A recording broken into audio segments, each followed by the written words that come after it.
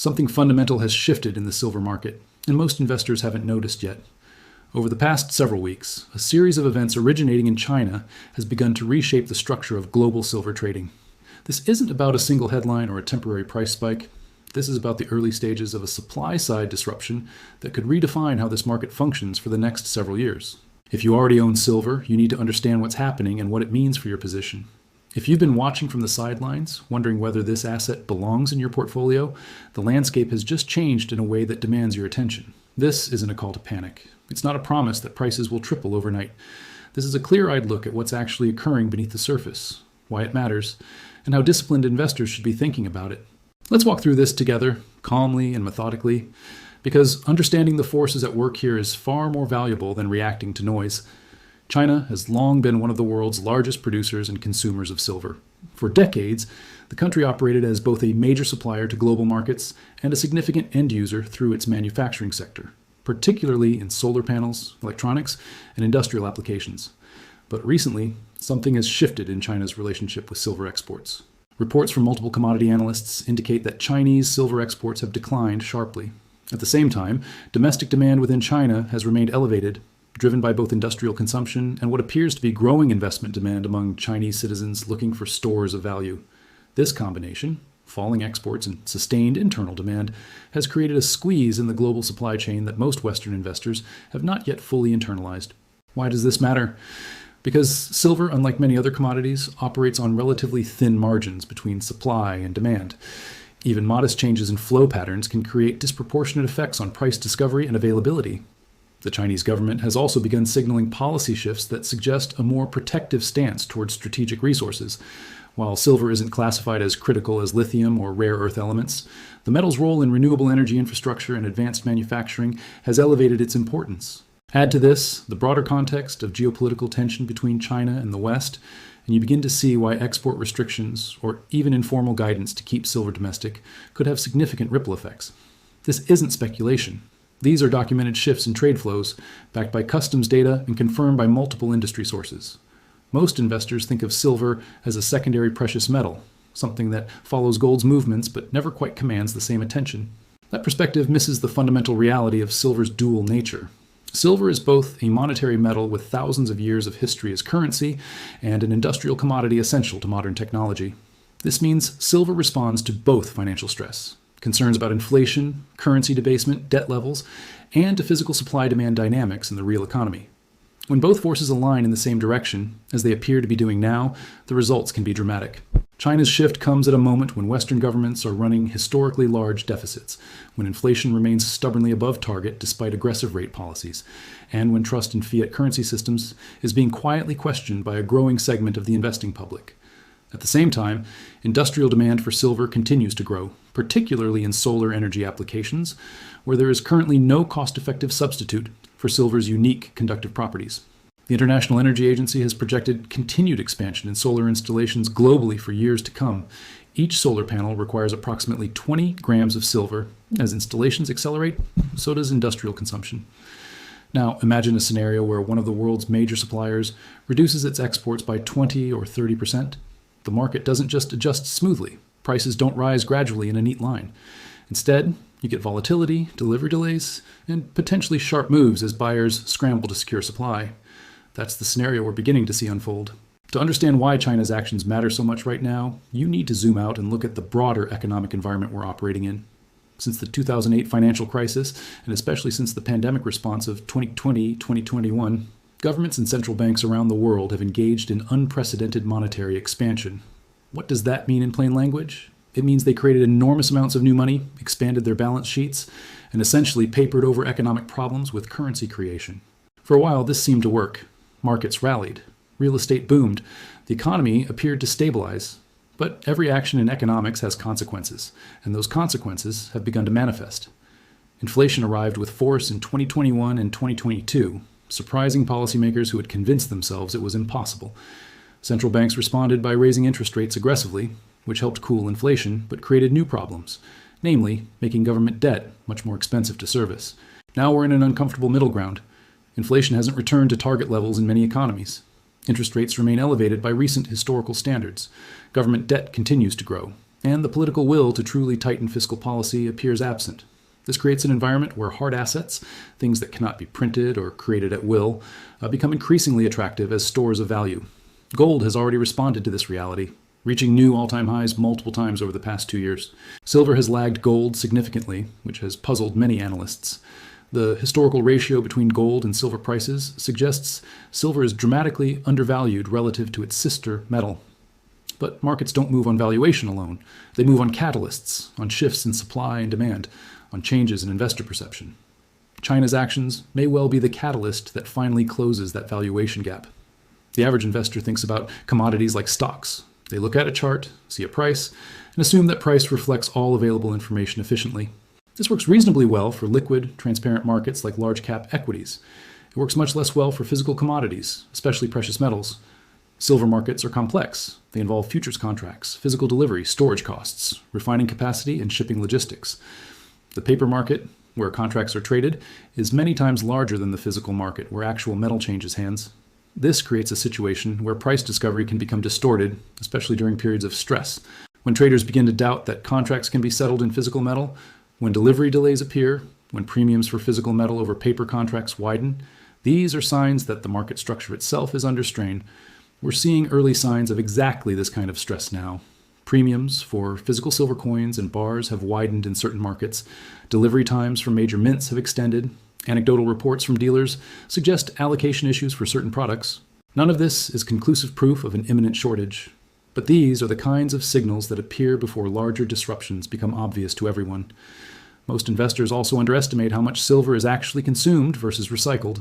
Unlike gold, which is largely hoarded and recycled efficiently, roughly half of all silver mined each year is used in industrial applications where it's either impossible or uneconomical to recover. This means supply is more constrained than many realize. When a major producing nation reduces exports, there's no massive above-ground inventory to draw on indefinitely. Another common misunderstanding involves the relationship between mining supply and price. Many investors assume that if prices rise, miners will simply produce more silver and balance will be restored. But mining doesn't work that way.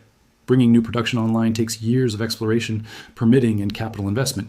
Existing mines can't just flip a switch and double output. This means supply responds very slowly to price signals, while demand can shift rapidly. That mismatch is what creates the potential for significant price moves. If you study market history, you'll find that silver has experienced several explosive moves over the past century, usually during periods of monetary stress or supply disruption. In the late 1970s, silver went from under $5 to nearly $50 in less than 2 years. That move was driven by inflation concerns, dollar weakness, and famously, the Hunt brothers' attempt to corner the market. In 2011, silver rallied from under $10 to nearly $50 again, driven by quantitative easing, sovereign debt concerns, and surging investment demand. Both of those episodes ended badly, with sharp corrections that wiped out late buyers and reinforced the metal's reputation for volatility. But here's what's important to understand. Those moves didn't happen in a vacuum. They occurred when fundamental forces, monetary expansion, currency concerns, geopolitical tension, created conditions where investors sought alternatives to traditional financial assets. We're in a similar environment today, perhaps even more extreme in some respects. Government debt levels are higher, central bank balance sheets are larger, geopolitical fragmentation is accelerating. The difference is that this time, industrial demand for silver is also structurally higher due to the energy transition and electronics proliferation. History doesn't repeat exactly, but it often rhymes. The pattern we're seeing, early supply disruption, growing investment interest, macroeconomic uncertainty, resembles the setup that preceded previous significant moves. That doesn't mean silver will quintuple in price next year. It means the probability of a meaningful repricing has increased materially. Disciplined investors think in probabilities, not certainties. They look for asymmetric opportunities, where the potential upside significantly outweighs the downside risk. Silver, at current levels and given current dynamics, presents that kind of profile for patient, long-term investors who can tolerate volatility. Let's talk about what's actually happening in the market right now, beyond the headlines. Physical premiums, the amount buyers pay above the spot price for actual metal, have been rising gradually. This isn't dramatic yet, but it's directionally significant. When premiums rise, it signals that people want physical metal more than they want paper contracts. It suggests a lack of confidence in the paper market's ability to deliver. We're also seeing interesting behavior in the futures market. Open interest has been fluctuating in ways that suggest large players are repositioning. Some analysts point to unusual delivery patterns, where more contracts are standing for delivery than has been typical in recent years. Again, none of this is conclusive proof of anything, but these are the data points professionals watch to gauge underlying market stress. Sentiment remains surprisingly subdued. Unlike previous rallies where retail investors piled in with enthusiasm, current interest appears more measured, more institutional. That's actually a healthier setup for a sustainable move. When retail euphoria arrives early, it often signals the end of a trend. When institutional interest builds quietly while retail remains skeptical, there's more room for a trend to develop. Mining stocks have also behaved interestingly. While silver itself has remained range-bound, many mining equities have shown relative strength, suggesting the market is beginning to price in higher future silver prices, even if spot hasn't confirmed yet. This kind of divergence often resolves with spot prices catching up to where mining stocks are implying they should be. We're also seeing geographic divergence in premiums and availability. Some regions show tighter supply than others, which makes sense given that China's export reduction affects different markets differently depending on trade relationships and sourcing alternatives. If you're already a silver holder, this is a moment for patience and clarity, not excitement or fear. The fundamental reasons you likely bought silver in the first place are becoming more relevant, not less. If you bought as insurance against currency debasement, that threat hasn't diminished. If you bought for industrial demand exposure, that demand is growing, when what's happened is that another vector has been added to the thesis: supply-side pressure from Chinese export restrictions. This doesn't mean you should immediately buy more. It means you should assess whether your current position still aligns with your overall portfolio strategy and risk tolerance. One question to ask yourself: can you tolerate increased volatility? Because if this situation develops the way some analysts expect, silver prices could become much more volatile in both directions before establishing a new, higher equilibrium. If you can't handle that volatility without losing sleep or making emotional decisions, your position might be too large relative to your risk tolerance. Another consideration: are you holding physical metal or paper proxies? If you hold ETFs or mining stocks, understand that these don't behave exactly like physical metal, especially during supply stress. ETFs can face creation-redemption issues. Mining stocks carry operational and equity market risks. Physical metal, stored securely, eliminates counterparty risk, but comes with storage costs and liquidity considerations. There's no single right answer. The point is to think through what you actually own and what risks that entails. If you're comfortably positioned with an allocation that makes sense for your overall financial picture, then the best action might be no action at all. Let the thesis play out. Avoid the temptation to trade around noise. Remember why long-term investors hold precious metals: as insurance, as diversification, as a store of value that operates outside the traditional financial system. Insurance works best when you buy it before you need it and hold it without constantly checking whether you're up or down. If you don't currently own silver but you're paying attention to these developments, you face a different set of questions. First, understand that silver is inherently volatile. This isn't an asset you buy with money you might need next month or even next year.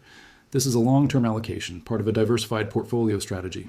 The case for owning some silver, even apart from current events, rests on several pillars. It's a monetary metal with thousands of years of history. It's an industrial commodity with growing demand. It tends to perform well during periods of inflation and currency stress. It has no counterparty risk when held physically. And it offers diversification benefits relative to stocks and bonds. Those attributes remain true regardless of what China does with exports. The current situation adds another dimension: the possibility of a structural supply-demand imbalance that could persist for years. If you're considering adding silver to your portfolio for the first time, the most important thing is to go slowly and deliberately. Don't look at this as a trading opportunity. Don't try to time the perfect entry. Don't allocate money you might need in the near term. Instead, think about what percentage of your overall wealth it makes sense to hold in precious metals. For most investors, that's somewhere between 5 and 15%, with silver typically being the smaller portion relative to gold. Once you've determined an appropriate allocation, consider building that position gradually, perhaps over several months. This approach, dollar cost averaging, removes the pressure of trying to time your entry perfectly.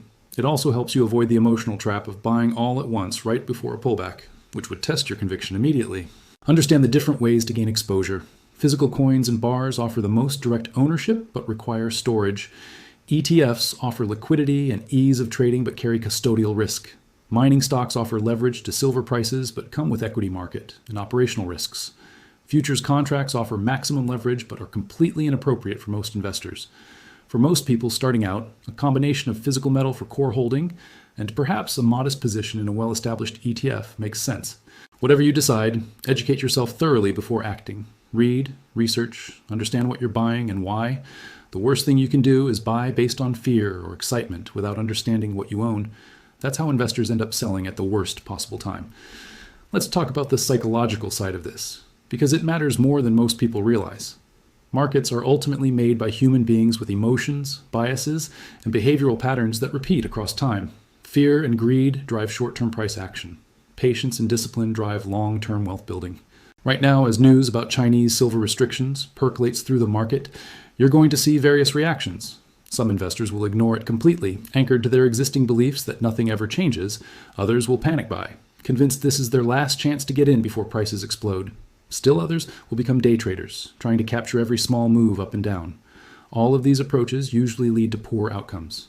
The investors who tend to do well in commodities and precious metals are those who develop a thesis, size their position appropriately, and then have the discipline to hold through volatility without constantly second-guessing.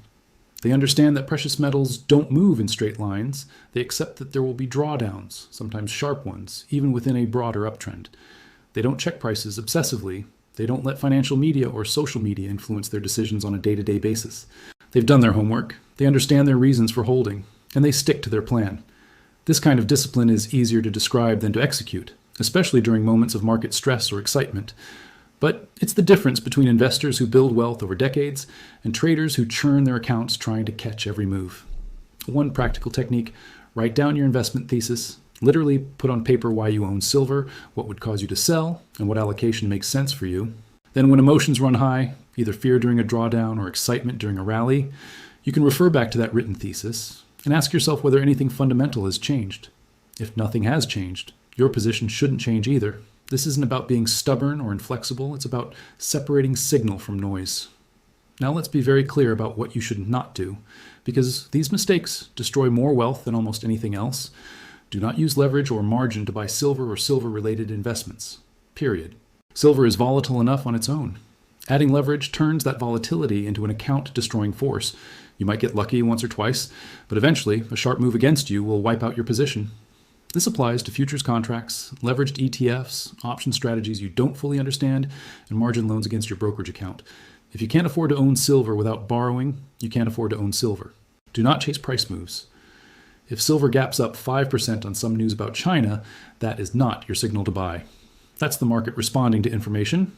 By the time you see it and react, the easy money has already been made. Instead, patient investors buy when there's no excitement, when prices are boring, when nobody's talking about silver. Do not believe anyone who gives you specific price targets or timelines. Anyone who tells you silver will hit $50 by next quarter is either guessing or selling something. Markets don't work on schedules. The forces at play here could take months or years to fully manifest. They could also dissipate if China reverses course or if alternative supply materializes. Nobody knows. Anyone claiming certainty is someone you should immediately stop listening to. Do not invest money you might need in the next several years. Precious metals can go through extended periods of poor performance. If you need to access your money during one of those periods, you'll be forced to sell at the worst possible time. Only invest true surplus capital, money that you've allocated for long-term wealth preservation and that you can afford to leave alone for 5 to 10 years or more. Do not try to trade silver short-term unless you're an experienced trader with a proven system. The trading dynamics in silver futures and options are complex and punishing to amateurs. The spread between bid and ask, the time decay in options, the overnight gaps in futures, all of these things work against short-term traders who think they can outsmart the market. Do not get your investment advice from social media or online forums. There's useful information in some of these spaces, but there's also an enormous amount of misinformation, bias, and agenda-driven content. Do your own research, verify information from multiple sources. Think critically about who benefits when someone is telling you to buy or sell. Do not ignore the rest of your financial life. Silver might do well in coming years, but you still need emergency savings, appropriate insurance, retirement accounts, and a diversified overall portfolio. Precious metals are one piece of a financial plan, not the whole plan. Do not assume that what's happening now will continue indefinitely. Market conditions change, policies change, new information emerges. Stay flexible in your thinking, even while staying disciplined in your actions. Let's discuss how professional investors think about risk when adding an asset like silver to their portfolio. The first principle is position sizing. No single asset should dominate your portfolio to the point where its success or failure determines your financial future. For precious metals collectively, most financial planners suggest 5 to 15% of liquid net worth. Within that allocation, silver might represent 1/4 to 1/2, with gold comprising the rest. These aren't magic numbers. They're guidelines based on historical volatility and correlation patterns. Your specific situation might call for more or less. The key is that your precious metals allocation should be large enough to matter if the thesis plays out, but small enough that you can sleep at night even if prices drop 30%. The second principle is time horizon alignment. Don't buy silver with money you'll need to access soon. This allows you to ride through inevitable periods of volatility without being forced to sell at inopportune times. The third principle is diversification within the asset class. Don't put everything into one form of silver exposure. A combination of physical holdings and perhaps some mining stock exposure provides diversification of risks. Physical metal eliminates counterparty risk, but has storage costs and lower liquidity. Mining stocks offer leverage and liquidity, but carry operational and equity market risks. The fourth principle is regular review without constant monitoring. Set a schedule, perhaps quarterly or semi-annually, to review your precious metals allocation as part of your overall portfolio review. Outside of those scheduled reviews, resist the urge to constantly check prices and make reactive decisions. The fifth principle is having a rebalancing strategy. If silver does rally significantly and becomes oversized in your portfolio, you should be willing to trim some and reallocate to other assets. This sounds simple, but it's emotionally difficult. When something is going up, selling feels wrong. But disciplined rebalancing is how you lock in gains and maintain appropriate risk levels. Similarly, if silver underperforms and shrinks as a percentage of your portfolio, you might add to your position to return to your target allocation. This forces you to buy when things are cheap and unpopular. Zoom out for a moment and consider the bigger picture. We're living through a period of significant change in the global monetary system. The dollar's dominance, though still substantial, is being questioned more openly than at any time in recent decades. Central banks around the world have been accumulating gold at record rates. Why? Because they understand that in a world of unlimited fiat currency creation, hard assets provide insurance and independence. The energy transition, regardless of one's views on climate policy, is creating enormous demand for industrial metals, including silver. Geopolitical fragmentation means supply chains are being rethought, with nations increasingly prioritizing resource security over pure economic efficiency. These are multi-year, multi-decade trends. They won't resolve quickly, and they create a backdrop where hard assets become structurally more valuable. China's current actions with silver exports fit into this broader pattern. They're not an isolated event, but part of a larger shift toward resource nationalism and strategic commodity management. For investors, this means thinking beyond the next quarter or even the next year. It means building positions and assets that align with these long-term trends and having the patience to let them develop. Silver, properly sized in a portfolio, offers exposure to several of these trends simultaneously: monetary concerns, industrial demand growth, and supply chain restructuring. That doesn't guarantee profits. Nothing does. But it creates a favorable setup where multiple potential catalysts point in the same direction. The investors who build meaningful wealth are those who identify these long-term trends early, position appropriately, and then have the discipline to hold through the inevitable noise and volatility. They're not trying to get rich quickly. They're trying to preserve and grow wealth steadily over time while protecting against the unexpected. That's what intelligent precious metals ownership is about. We've covered a lot of ground here, so let's bring it together. Something meaningful has shifted in the silver market through China's export restrictions and sustained domestic demand. This creates supply-side pressure that could persist for an extended period. At the same time, the macroeconomic environment, characterized by high government debt, persistent inflation pressure, and currency concerns, provides a supportive backdrop for hard assets. Industrial demand for silver continues to grow, particularly from the solar industry, creating a structural floor under consumption. These factors combine to create a more compelling setup for silver than we've seen in years. But, and this is crucial, none of this means you should make rash decisions or abandon your discipline. If you already own silver, assess whether your position still makes sense given your overall strategy. If it does, be patient and let the thesis develop. If you're considering adding silver for the first time, educate yourself thoroughly, size your position appropriately, and build it gradually rather than trying to time a perfect entry. Avoid the mistakes that destroy wealth: over-leveraging, chasing moves, trading emotionally, following social media hype, and ignoring the rest of your financial life. Think in probabilities, not certainties. Manage your risk carefully. Maintain a long-term perspective. Remember that markets are cyclical. What goes up will eventually come down, and what goes down will eventually find support. Your job isn't to predict every move, but to position yourself appropriately for various outcomes. Stay informed, but not obsessed. Read broadly, think critically, and make decisions based on evidence and reason rather than emotion or excitement. The investors who succeed in building lasting wealth aren't necessarily smarter than everyone else. They're more disciplined, they're more patient, they think longer term, and they stay grounded even when markets get chaotic. What's happening with China and silver is significant. It deserves your attention. But it doesn't require panic or euphoria. It requires exactly what all good investing requires: thoughtful analysis, appropriate action, and disciplined follow-through. The crisis, if we want to call it that, isn't here to destroy your wealth. It's here to test your discipline and reward those who prepared thoughtfully. Markets create opportunity most often during moments of uncertainty. Those who can stay calm, think clearly, and act rationally tend to come out ahead. So take what you've learned here.